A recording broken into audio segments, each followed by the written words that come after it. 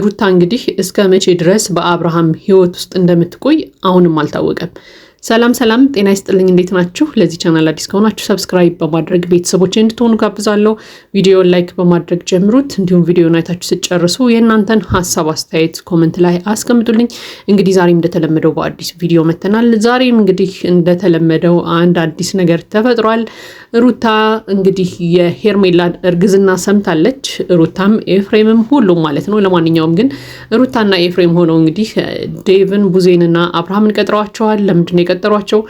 በሄርሜላ እርግዝና ጉዳይ ላይ ያወሯቸው ነው። ሌላ ምንም አይነት ነገር የለውም። በቃ ሄርሜላ ለምን አረገዘች? ትልቁ ሀሳባቸው ይሄ ነው። እንግዲህ አንድ ጊዜ ሄርሜላ አርግዛለች፣ ምንም ማድረግ አይቻልም። አብርሃምና ሄርሜላ ቀለበት ያደረጉት ሊጋቡ ነው። እስከ ዛሬ ድረስ ግን ይሄንን ነገር ሩታ አምና መቀበል አልፈለገችም። በቃ በምንም አይነት መልኩ አብርሃምን ለማንም ሴት አሳልፋ መስጠት አትፈልግም ሩታ። ዛሬ ያየነው ነገር ይሄንን ነው። በቃ እጅግ በጣም ነው የተናደደችው በሄርሜላ እርግዝና። ስለዚህ አብርሃምን ሊያናግሩት ፈልገዋል። ነገር ግን አብርሃምን ደግሞ ሊያናግሩት የፈለጉበት ርዕስ ለምን ሄርሜላ አረገዘች የሚለው ሳይሆን በሄርሜላ ምክንያት ስማችንን አጥፍተሃል፣ እስከዛሬ ድረስ ክስም ከሰህናል፣ አሳስረህናል ሁላ፣ ስለዚህ ይቅርታ እንድትጠይቀን እንፈልጋለን እያለች ነው ሩታ ማለት ነው። ነገር ግን የሩታ ሀሳብ ይሄ እንዳልሆነ ሁላችንም እናውቃለን። በቃ በጣም ተናዳለች በሄርሜላ እርግዝና።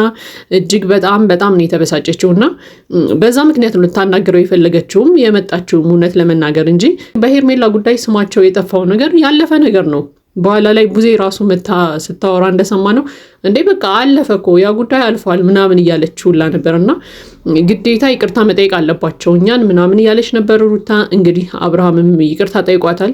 በቃ ላደረግነው ነገር ይቅርታ፣ ጥፋት ነው ያጠፋሁት ምናምን ብሎ ሁለቱንም ሩታንም ኤፍሬምንም ይቅርታ ጠይቋቸዋል ማለት ነው።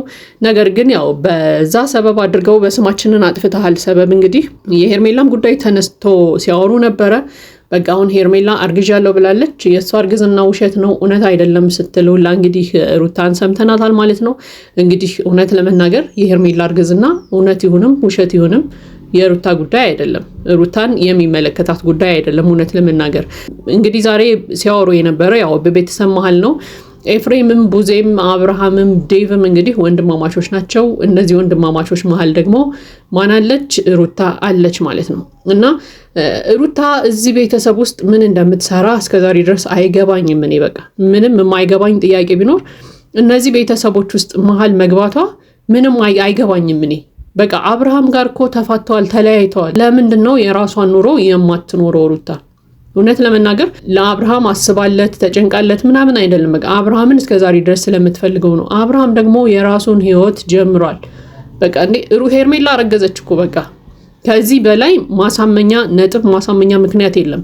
እንግዲህ ሄርሜላን ደግሞ ትቶ እርጉዝ እንደሆነች ትቶ ደግሞ ወደ አንቺ ሊመጣ አይችልም።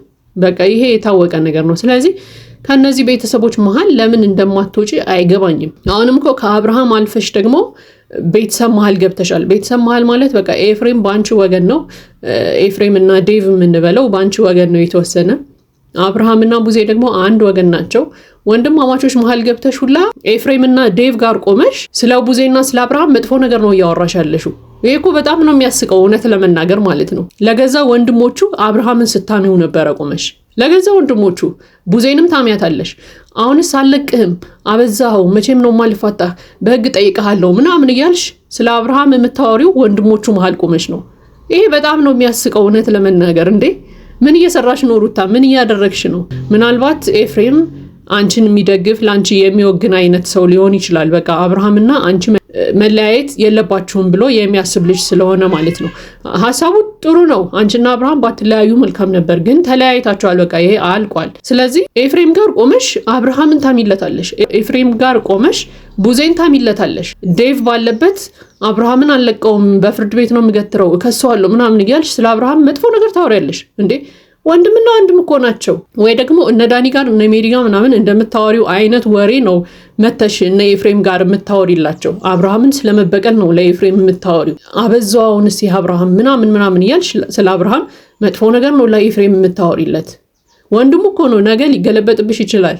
ወይ ደግሞ ኤፍሬምን ቢሆን አውቆ አንቺ ጋር መስሎ ለወንድሙ የሆነ ነገር እያደረገ ሊሆን ይችላል፣ አይታወቅም። ወንድሙን እየተከላከለ ሁላ ሊሆን ይችላል። በምን ታውቂያለሽ? እንዴት ነው በወንድማማጆች መካከል ገብተሽ ወንድሙን ለወንድሙ የምታሚለት አንዱን ለአንዱ የምታሚለት ይሄ እኮ በጣም ነውር ነገር ነው። እውነት ለመናገር በቤተሰብ መካከል ራሱ መግባት የለብሽም። ለምንድነው የራስሽን ህይወት የማትኖሪው ራስሽ? እንዴ አንቺም እኮ ህይወት ጀምረሽ ነበር አይደል እንዴ? ባለፈው ሳምንት ምናምን እንደምናየው እኮ ከደስታ ጋር በጣም እየተቀራረብሽ ምናምን ነበረ።